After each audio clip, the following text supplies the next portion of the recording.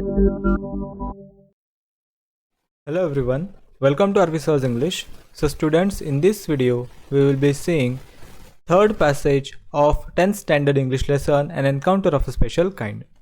तर मित्रांनो, या व्हिडिओमध्ये आपण an encounter of a special kind या लेसन मधील थर्ड पॅसेज बघणार आहोत. Let's get started. The changed circumstances and a sudden unexpected attack from unknown quarters forced the langur to drop the baby from the sloping roof over the veranda. So आत्तापर्यंत आपण बघितलं की जो mail लंगूर होता, big mail लंगूर, तो एका baby लंगूरला आपल्या हातात पकडून मारून टाकायचा प्रयत्न करत होता. जेव्हा रायटरनी हे सर्व बघितलं तेव्हा त्यांनी त्या बेबी लंगूरला सेव्ह करायचा प्रयत्न केला आणि तो जो लंगूर होता, बिग मेल लंगूर, त्याला दगड फेकून मारले. आधी तर त्याने नोटीस केलं नाही, बट नंतर त्याला नोटीस करावं लागलं. इथून पुढे बघूया आपण हे जे बदललेले सर्कमस्टन्सेस म्हणजे परिस्थिती होती, and the sudden unexpected attack from unknown quarter, आणि नकळत येणारा म्हणजे जिथून आपल्याला अननोन क्वार्टर म्हणजे कुठून तरी येणारा जो एक अनएक्सपेक्टेड अटॅक होता, ज्याची त्याला अपेक्षा नव्हती, अनपेक्षित हल्ला, forced the langur to drop the baby from the sloping roof over the veranda. त्यामुळे काय झालं की त्या बिग मेल लंगूरला त्या बेबीला सोडून द्यायसाठी फोर्स म्हणजे त्याला जबरदस्तीने त्या बेबीला सोडून द्यावं लागलं, कारण कोणीतरी त्याच्यावर दगड मारत होतं. त्याला ते कळलं की आपल्याला कोणतरी अटॅक करत आहे आणि त्यामुळे त्याला त्या बेबीला सोडून द्यावं लागलं. आणि जो स्लोपिंग रूफ होता वरांड्याच्या वरचं म्हणजे कसं उतरतं छत, त्यावरून त्याने त्या बेबीला सोडून दिलं. The baby was listless and appeared to be dead. तो बेबीसुद्धा लिस्टलेस होता म्हणजे विदाऊट एनी एनर्जी. एक प्रकारे असं गतप्राण झाल्यासारखा तो बेबी होता, जणू काही मेला आहे असं वाटत होतं. As its body started to slide down, the excitement of the pack of dogs grew manifold. जसं जसं त्या बेबीची जी बॉडी आहे ती हळूहळू त्या छतावरून खाली घसरू लागली, जे खालचे कुत्रे होते त्यांची एक्साइटमेंट ही आहे ती क्षणोक्षणी वाढू लागली. म्हणजे मोर अँड मोर, अधिक ते एक्साइटेड होऊ लागले at the prospect of good kill and meal. कारण त्यांना वाटत होतं की आता आपल्याला चांगलं जेवण मिळणार आहे.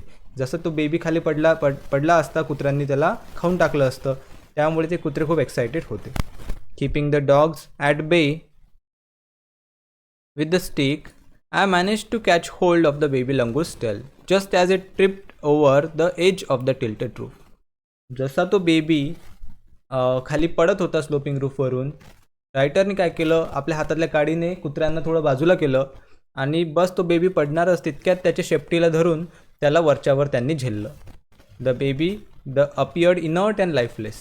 नक्कीच तो बेबी इनर्ट आणि लाईफलेस म्हणजे अतिशय पॉवरलेस, मोशनलेस, अतिशय अशक्त आणि मेल्यासारखा, गतप्राण झाल्यासारखा दिसू लागलेला होता. It was indeed a male baby. आणि नक्कीच तो एक मेल बेबी होता, म्हणजे एक नर वानर होता. त्यामुळेच तो बिग मेल लंगूर त्याला मारून टाकायचा प्रयत्न करत होता.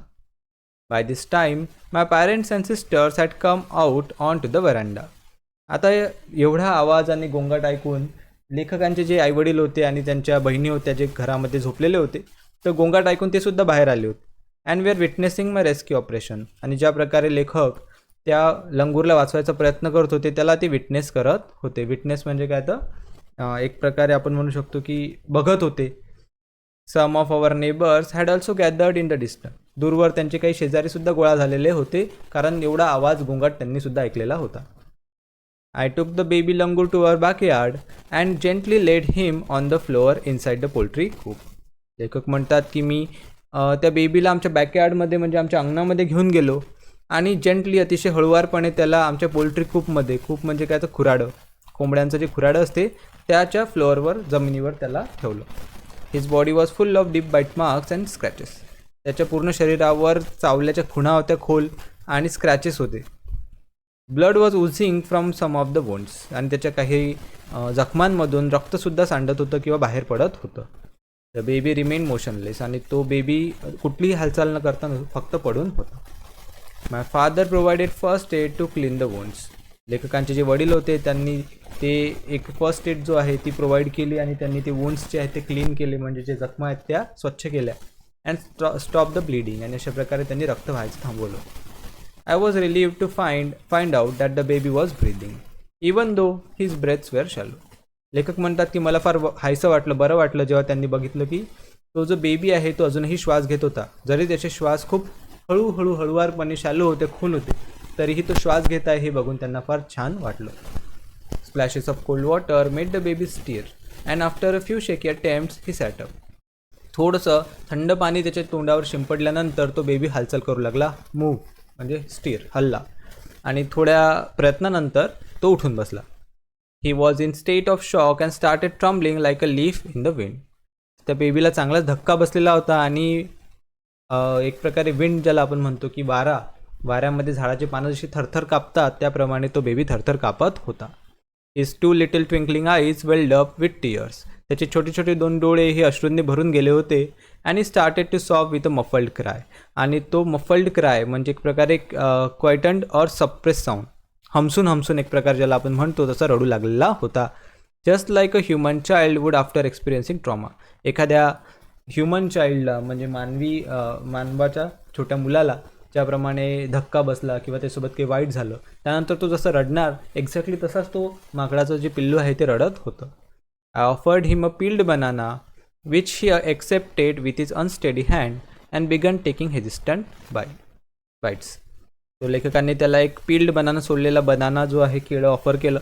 त्यांनी ते आपल्या थरथरत्या हातांनी घेतलं आणि हेजिस्टंट बाईट्स जे आहेत ते म्हणजे संकोचित तुकडे करून तो ते खाऊ लागला. तर मित्रांनो, हा होता तिसरा passage of an encounter of a special kind lesson. I hope सर्वांना खूप चांगल्या प्रकारे समजलं असल्यास नक्की व्हिडिओला लाईक करा, मित्रांबरोबर शेअर करा. नवीन असाल तर सबस्क्राईब करायला विसरू नका. I will see you in another video. Till then take care. Good bye.